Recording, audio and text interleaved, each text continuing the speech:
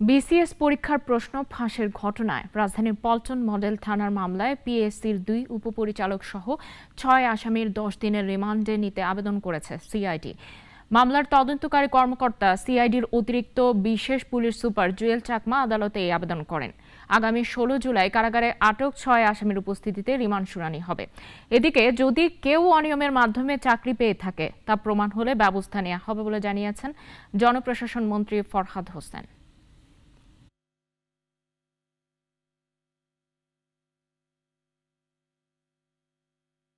যদি কেউ সেটি করে থাকে সততা বা প্রতারণার আশ্রয় নিয়ে থাকে অবশ্যই সেটি ব্যবস্থা যেটি আসবে সেটি